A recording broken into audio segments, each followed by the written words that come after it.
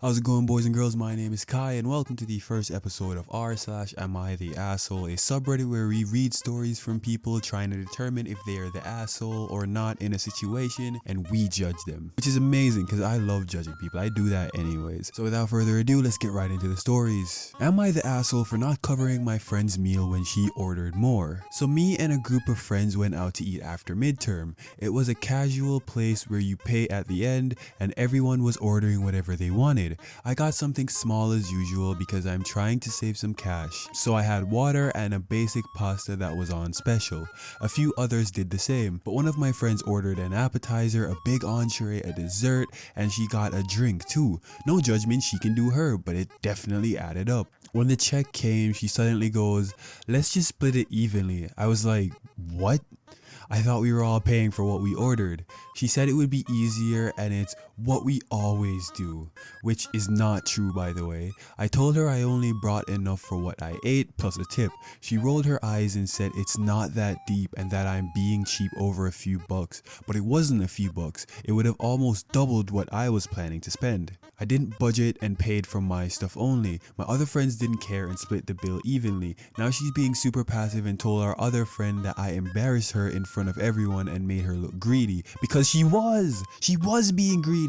But like, she assumed we covered part of her extra food without even asking. Am I the asshole? The general consensus in the comments is that this person is not the asshole, because you go out intending to pay for what you eat, not for someone else, unless the group agrees ahead of time that, hey, we are going to split the bill evenly, or a person offers to pay. And if this person is saying that is not something that they do usually, then I'm assuming the friend just really wanted to stack up their bill but didn't want to pay for the full thing themselves because they knew it would add up. So no, OP, you're not the asshole here. That's pretty cut and simple, not the asshole.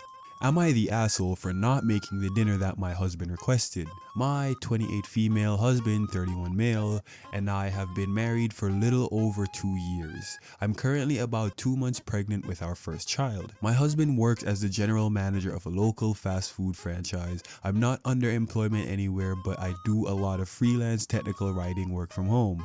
My husband's position pays surprisingly well with good benefits, but he's been having to put in a ton of hours lately as staffing has been a major problem. The other day he texted me to let me know that he would be working late.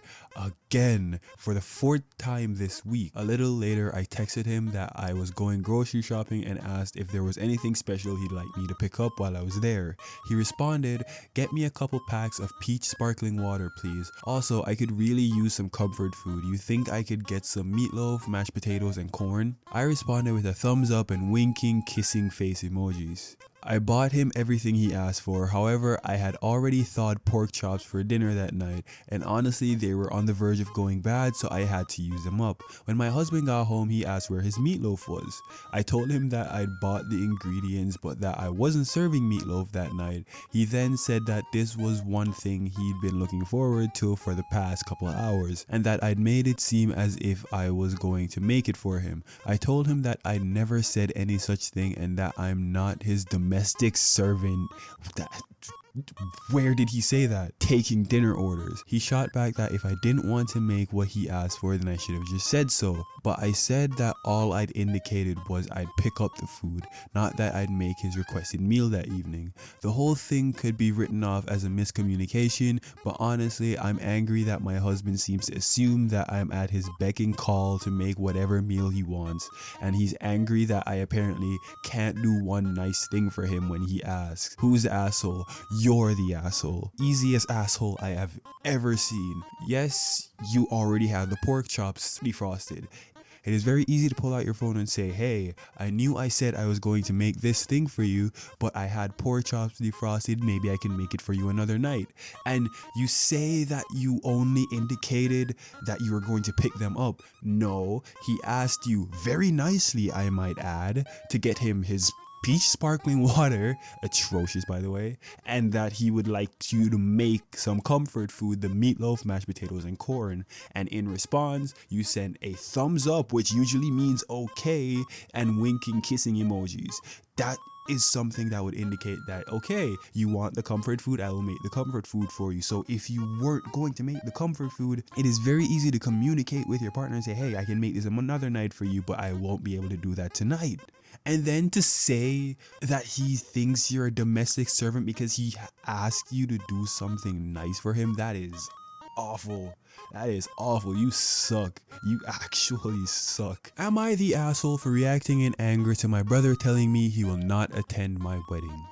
My, male 35, brother, male 24, called me 2 days before my wedding and informed me that he would not be attending. Background: my fiance and I have been planning this wedding for over a year, and my brother is one of the first people we invited. He is a part of the bridal/groom party. Our parents will not be attending, but I expected that, as it is a secular wedding and they are pretty hardcore legalist Protestant Christians.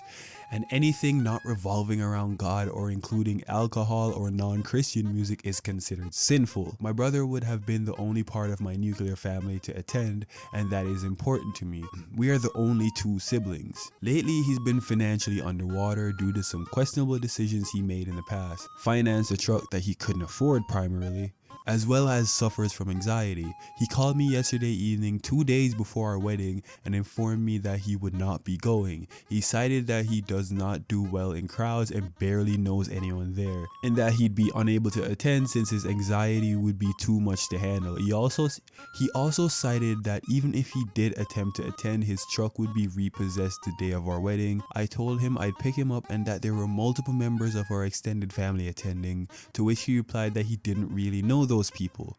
I then reacted in near rage, telling him to F off and not contact me again, and hung up. A few minutes later, I called to apologize, but the call went to voicemail. I followed up with text apologizing, but telling him to get help for his anxiety and that I would need time for our relationship to bounce back from this. Am I the asshole for chewing him out and for being irate at his reasoning to not attend my wedding? I feel like I overreacted to this situation. I've also only been told I reacted accordingly, as in our culture, Central American and US American, weddings are a massive deal in our lives and not to be taken lightly. Okay, so I was going to straight up just give my opinion, but there are some edits in this, so I will read the edits and I'll continue and give my opinion afterwards.